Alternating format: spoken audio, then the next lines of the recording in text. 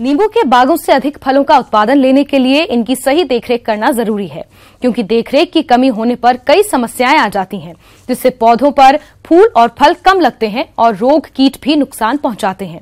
इसलिए ऐसी समस्याओं से पौधों को बचाने के लिए नींबू के बाग में कौन कौन से कार्यों को करें, इस बारे में बता रहे हैं फल विज्ञान विभाग बांदा के डॉक्टर AK श्रीवास्तव। अभी ये जो बाग आप देख रहे हैं ये फल विज्ञान विभाग के अंतर्गत है और यहाँ पे नींबू के पौधे लगे हुए देख रहे होंगे आप।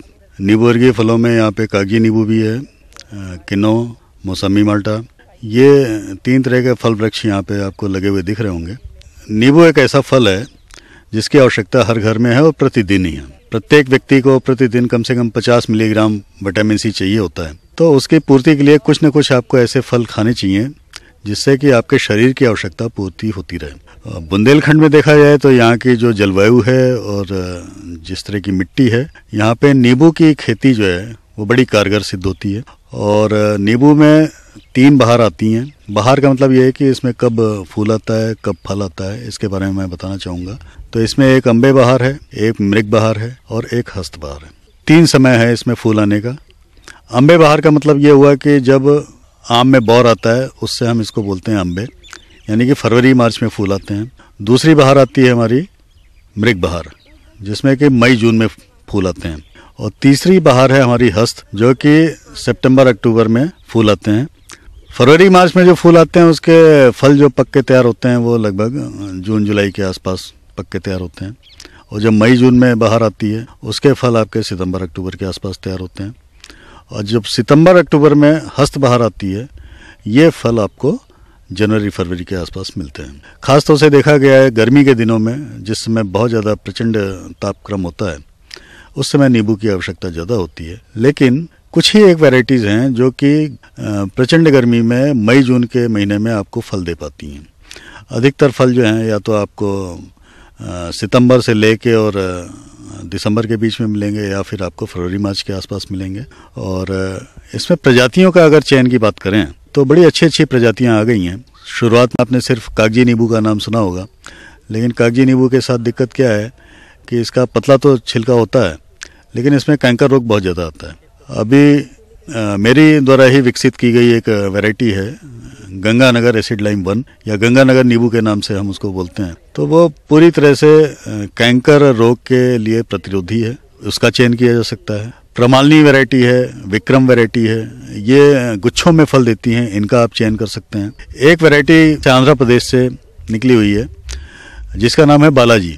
बालाजी भी कैंकर रोधी वैरायटी है, इसका चयन किया जा सकता है। बहुत ढेर सारी वैरायटीज हैं जो कि आज की डेट में जिनकी व्यावसायिक काश्त की जा रही है। और बुंदेलखंड की जलवायु में बड़ा ही उपयुक्त फल वृक्ष होगा, क्योंकि जो नींबू वर्गीय फल वृक्ष हैं इसमें अगर बहुत ज़्यादा आप पानी लगाते हैं, बहुत ज़्यादा इरिगेशन करते हैं तो पौधों के सड़ने की समस्या रहती है। और यहाँ की जो हमारी जलवायु है, यहाँ पे देखिए बारिश जो है कम है। औसतन जो हमें बारिश मिलती है यहाँ पे पूरे वर्ष जहाँ 700 से लेके 850 मिलीमीटर के आसपास की बारिश मिलती है। तो इस तरह की जलवायु में, और मिट्टी भी हमारी जो है वो चिकनी मिट्टी है, तो इस तरह की मिट्टी बड़ी उपयुक्त है नींबू की खेती के लिए। पौधा लगाने का जो समय है वो अगर आप बारिश के दिनों में लगाते हैं तो बड़ा ही उपयुक्त होगा। उसके लिए आपको पूरी तरह से गड्ढे वगैरह मई जून में तैयार कर लेने चाहिए। 3 feet by 3 feet by 3 feet का आपको गड्ढा खोदना है मई जून माह में। फिर उसकी आप भराई करिए बढ़िया, उसमें गोबर की खाद कम से कम 3 से 4 टोकरे 20 से 25 किलो, 100 ग्राम उसमें कोई ना कोई कीटनाशक धूल मिलाइए। इसको सारा मिक्स करके आप भर दीजिए। 2-3 पानी बढ़िया लगाइए आप जुलाई महीने में। फिर उसके बाद जुलाई से लेकर अगस्त के बीच में आप इसमें पौधरोपण का कार्य शुरू कर सकते हैं। इसके जो नींबू के वृक्ष हैं ये 3 तरह से तैयार किए जा सकते हैं, या तो कटिंग विधि से, या बीज के द्वारा, या बडिंग के द्वारा। तो जो पौधे कटिंग के द्वारा तैयार किए जा रहे हैं या बडिंग के द्वारा तैयार किए जा रहे हैं उनमें तो फलत जल्दी आती है, लेकिन जो पौधे बीज के द्वारा तैयार किए जाते हैं वो कम से कम 6 साल या 7 साल लेते हैं, उससे पहले उसमें फलत नहीं आती है। तो कोशिश ये करें कि आप कटिंग का पौधा लें या बडिंग किया हुआ पौधा लीजिए, तो जिससे आपको फलत जो है जल्दी से जल्दी शुरुआत हो सके। गंगानगर नींबू, इसमें कांटे कम होते हैं, तो इसके पौधे बडिंग द्वारा बड़ी आसानी से तैयार किए जा सकते हैं और दूसरे साल से लेके और चौथे साल के बीच में इसमें बड़ी बढ़िया फलत आने लगती है। नींबू के बाग में निराई गुड़ाई करके समय समय पर खरपतवारों को निकालते रहना चाहिए, जिससे भूमि में वायु संचार अच्छा होता है, साथ ही साथ कीटों का प्रकोप भी कम होता है। अब अगर कीड़े और बीमारी की बात करें तो इसमें सबसे अधिक जो प्रकोप मैंने आपको बताया नींबू में वो कैंकर का होता है। कैंकर एक बैक्टीरिया जनित रोग है जो कि बारिश में फैलता है। अगर एक पौधे में कैंकर हो रखा है और आपने पूरी तरह से देखभाल नहीं की तो एक पौधे से दूसरे पौधे में, दूसरे से तीसरे पौधे में वर्षा की बूंदों से फैल सकता है। तो इसके लिए आपको करना यह है कि बारिश होने से पहले ही एक प्रोटेक्टिव स्प्रे ब्लू कॉपर का और स्टेप्टोसाइक्लिन का आप कर दीजिए, तो ये जो बैक्टीरिया जनित कैंकर रोग है इससे आप बच सकते हैं। नींबू का डाईबैक रोग ये कवक जनित रोग है। ये रोग शाखाओं को प्रभावित करता है। रोगी शाखाएं शीर्ष से लेकर नीचे की ओर सूखने लगती हैं। यह शीर्ष से नीचे की ओर सूखने की प्रक्रिया पीली होकर सूखती एवं गिरती हुई पत्तियों एवं तने पर गोंद के निर्माण के साथ बढ़ती जाती है। अंततः संपूर्ण पौधा सूख जाता है। तो उस तरह की टहनियों को आप काट के जला दीजिए तो ज्यादा बेहतर होगा, उससे रोग फैलने नहीं पाएगा। साथ ही साथ आप इस पे अगर बोर्डो मिक्सचर 250 यानी कि 2 किलो नीला थोथा, 2 किलो चूना, 250 लीटर पानी, इसका एक घोल बना के बोर्डो मिक्सचर अगर आप साल में 3 बार कर देते हैं तो इस तरह के रोग से आप बच सकते हैं। कीड़ों में इसमें कई तरह के कीड़े आते हैं, जैसे सिट्रसिल्ला है, लेमन बटरफ्लाई है, ये इनका प्रकोप इस पे ज्यादा होता है। लीफ माइनर का प्रकोप होता है, थ्रिप्स का प्रकोप होता है। तो कोशिश ये करें कि जिस तरह के कीटों के लक्षण आपको दिखाई पड़ रहे हैं, प्रति पत्ती कितने कीट आपको दिखाई पड़ रहे हैं, उस हिसाब से वैज्ञानिक सलाह लेके नियमित समय अंतराल पे उसमें किसी न किसी अगर कीटनाशक का आप छिड़काव करते रहेंगे तो कीटों से आप बचाव कर सकते हैं। और जब पूरी तरह से वृक्ष आपका विकसित हो जाए, यानी कि 6 या 7 साल का हो जाता है, तो आपको बढ़िया फलत उसमें मिलनी चालू हो जाती है और प्रति वर्ष आपको 50 किलो से लेके और 1.5 कुंटल तक, ये 10 साल के पौधे में आपको इस तरह की उपज प्राप्त हो सकती है। हमारे जिन पशुपालक भाइयों ने पशुओं का पालन किया है तो उनके अपने इस व्यवसाय को सफल बनाने के लिए अपने दुधारू पशुओं के आहार प्रबंधन पर विशेष ध्यान देना होगा, क्योंकि इस व्यवसाय में आहार पर ही सबसे अधिक खर्च होता है। यदि हमारे पशुपालक भाई अपने दुधारू पशुओं को संतुलित आहार देते हैं तो वो इस व्यवसाय को लाभकारी बना सकते हैं, जिस पर विस्तार से बता रहे हैं कृषि विज्ञान केंद्र कन्नौज के डॉक्टर शशिकांत।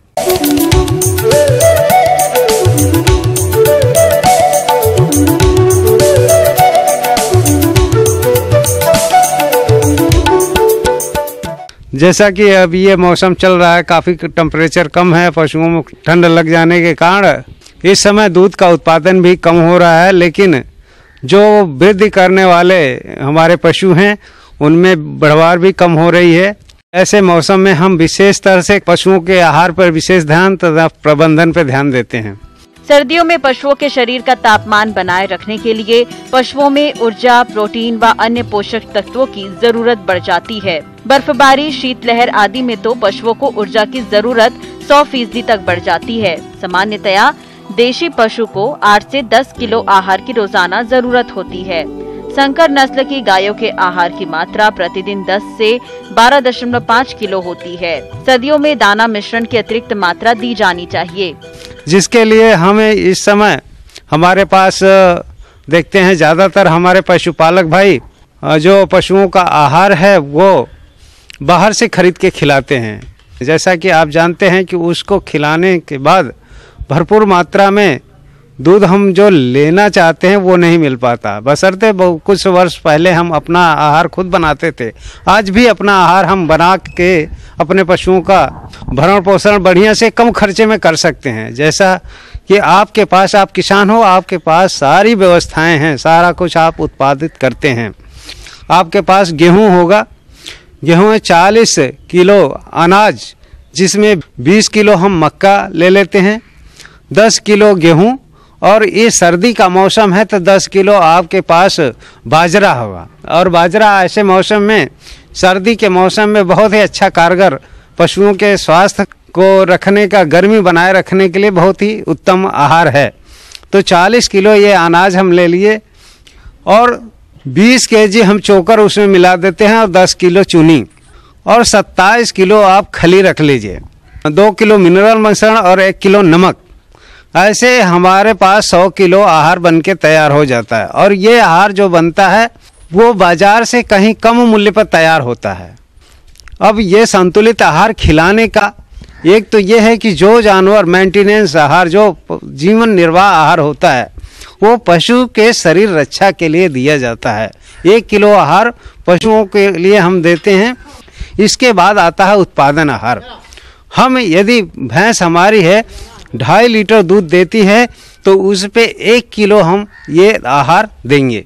और गायों को 3 लीटर दूध पर 1 किलो दाना मिश्रण जैसे गेहूं का दलिया, खल, चना, ग्वार, बिनौला आदि को रात में पानी में भिगो कर रखें। सुबह इन्हें ताज़ा पानी में उबालें।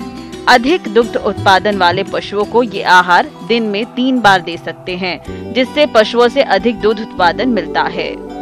और 1 से 1.5 किलो आहार उस समय हम पशु को अतिरिक्त देते हैं जब हमारा पशु गर्भ धारण कर लेता है, गर्भित होता है।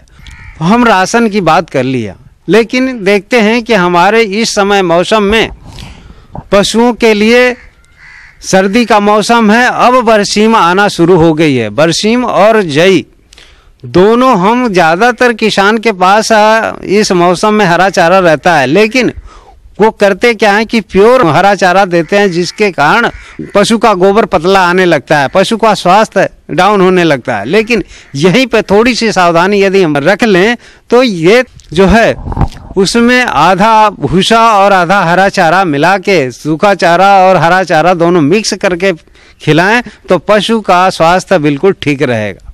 और हम अभी जो सपना है हमारी गवर्नमेंट का, जैसा कि गवर्नमेंट भारत सरकार ये कह रही कि 2022 तक किसानों की आमदनी को हमें डबल कर देना है।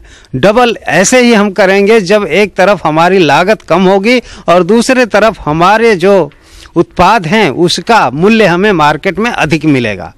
बढ़ते हैं अगली प्रस्तुति की ओर।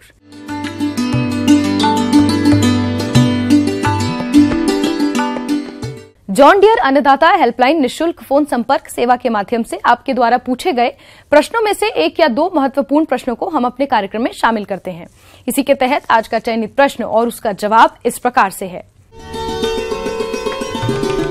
निःशुल्क अन्नदाता हेल्पलाइन में आज हमने जिस प्रश्न को शामिल किया है उसे पूछा है ग्राम बसवासी, जिला उन्नाव के राहुल यादव ने। आपने मटर की फसल में लगने वाले रोगों के नियंत्रण पर जानकारी चाहिए है, तो इसके लिए देखिए कार्यक्रम का यह अंश। किसान भाइयों, तापमान में परिवर्तन के साथ ही आप देखेंगे कि मटर में बीमारियों का प्रकोप भी ज़्यादा हो जाता है।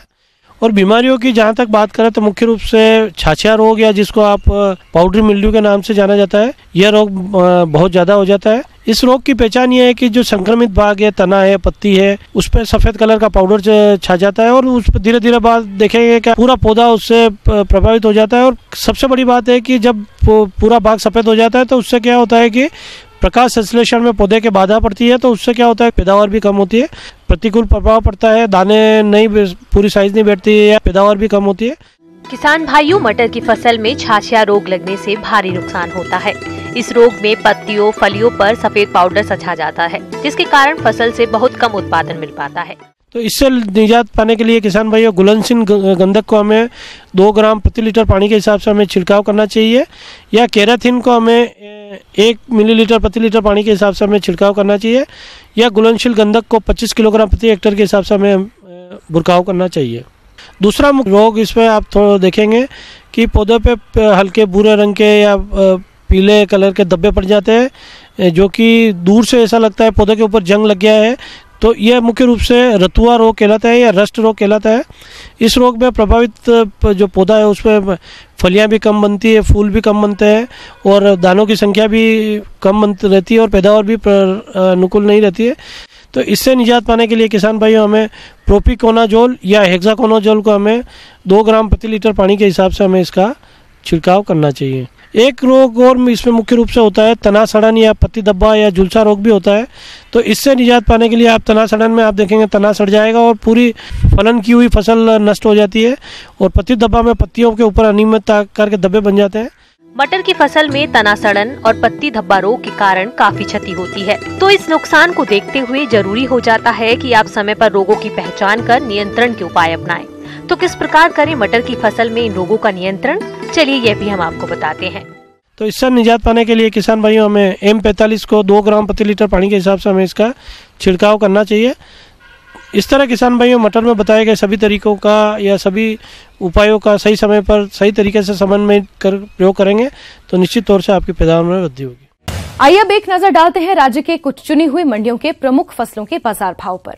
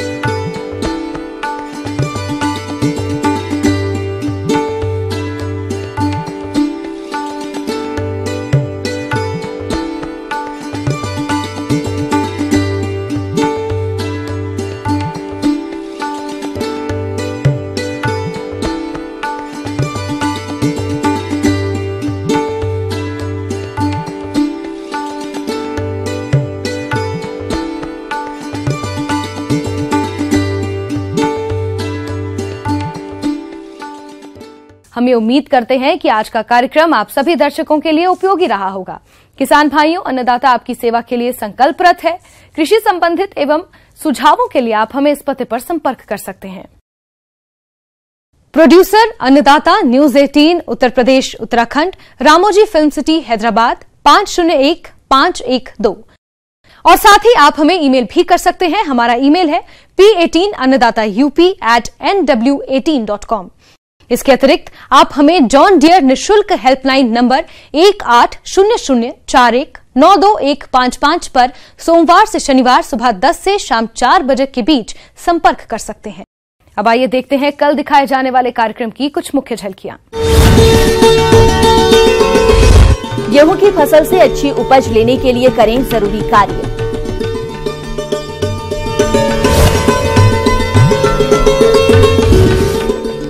अरहर में फली मक्खी कीट के प्रबंधन पर सलाह। किसान भाइयों, अब समय हो रहा है आपसे विदा लेने का, तो हमारी अन्नदाता टीम को दीजिए इजाजत।